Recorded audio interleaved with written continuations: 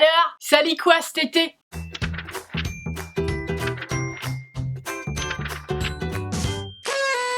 Bonjour et bienvenue, ici votre bon vieux Jeannot. Alors ça y est, c'est enfin les vacances scolaires, on est bien content.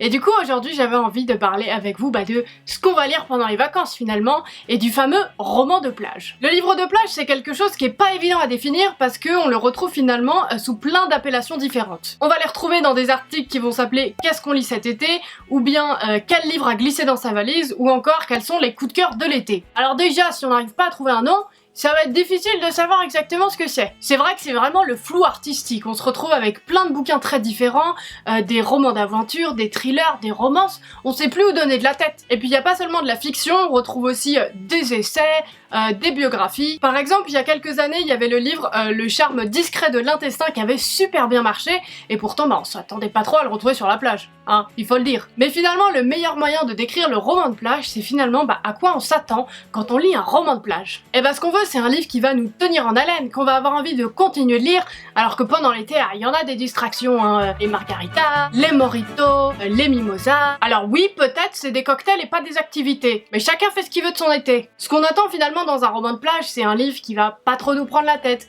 qui va nous divertir. On n'a pas envie de lire des trucs sur des gros sujets sociétaux par exemple. Savoir à quand remonte le roman de plage, c'est quelque chose de pas si évident. Comme je vous le disais, on a déjà du mal à trouver un nom, mais a priori c'est un outil marketing qui remonte aux années 90. C'est à ce moment-là que des magazines destinés aux éditeurs comme par exemple Booklist ou Publisher Weekly vont utiliser le terme beach reads qui est l'équivalent de roman de plage. Et c'est vraiment au milieu des années 2000 que ce terme de roman de plage on va le voir partout, parce qu'en plus des éditeurs, les journalistes ils vont aussi s'en inspirer pendant l'été pour faire leurs petits articles et écrire les 10 livres qu'il faut emporter sur la plage. Et puis les autres personnes qui vont contribuer, c'est les sites de e-commerce qui pour vendre pareil vont faire des catégories. Le roman de plage c'est surtout une stratégie éditoriale parce qu'en fait les éditeurs ils publient pas tant que ça pendant l'été, ils se préparent surtout pour la rentrée littéraire. Donc pendant l'été ils vont pouvoir nous refourguer tous les livres qui ont bien marché. Ça permet de remettre en avant certains livres, et puis surtout ce qui marche super bien en été, c'est les livres de poche. Le livre de poche c'est un livre qui est très intéressant pendant l'été parce que déjà il est pas très cher, il est facile à transporter, et puis bon si on y retrouve quelques grains de sable et qu'on l'a un peu foutu dans l'eau,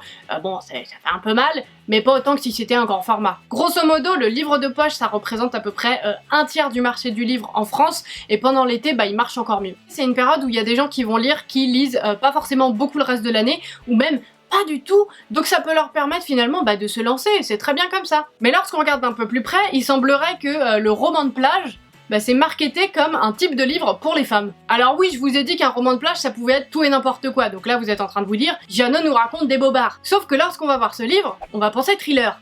Par contre, si on voit ce livre, on va plutôt penser roman de plage. Et on va presque oublier que roman de plage, c'est pas son genre à la base. Hein. Et c'est vrai que si on regarde, par exemple, n'importe quelle liste sur l'internet de livres pour l'été, on les reconnaît tout de suite. C'est des livres avec des couvertures assez pâles. Régulièrement, il y a une femme sur la couverture, ou alors une valise, et puis c'est très coloré, assez graphique même. Et ici, majoritairement, on parle de fiction dédiée aux femmes. On va parler de contemporain. Le marketing genré, c'est rien de neuf, hein. Je sais que je vous apprends rien, mais ce qui m'étonne un petit peu dans cette situation et que je trouve quand même assez cocasse, c'est qu'on a trouvé un nom finalement assez éloigné de la réalité. Moi j'entends roman de plage, je comprends livre qu'on va lire à la plage, je comprends pas livre dédié aux femmes. Surtout qu'aux dernières nouvelles, les hommes aussi, hein, ils aiment bien lire à la plage. Pour finir cette vidéo, j'avais envie de vous parler d'un cliché qui m'énerve un tout petit peu, on peut le dire, c'est l'image du roman de plage, c'est forcément quelque chose de léger, donc forcément, c'est pas de la littérature. Hein. Est-ce qu'une fois de plus, on peut faire sonner l'alarme de la connerie ? Merci bien. C'est fou comme on peut avoir cette image mais vraiment sacrée de la littérature. Et si on écrit un roman de plage, on n'est pas vraiment écrivain. Déjà, je pense qu'il y a plein de livres qui sont marketés comme des romans de plage qui sont finalement faussement légers.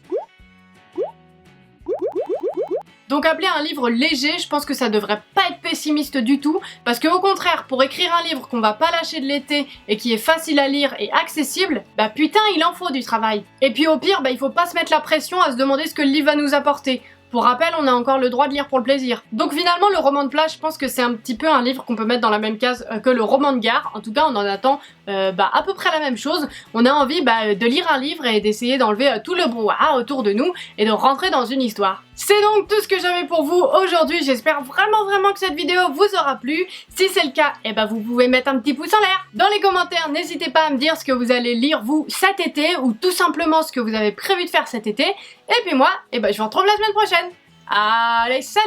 J'espère vraiment que cette vidéo t'a plu. Si tu veux en voir plus, eh ben, tu peux regarder la vidéo de la semaine dernière et même te faire un petit marathon, hein. Tu as le droit de faire ce que tu veux. Ici, tu peux t'abonner à la chaîne de Jeanne Solive, moi ça me ferait très plaisir. Et puis en attendant, si tu veux venir papoter, voilà tous mes réseaux sociaux.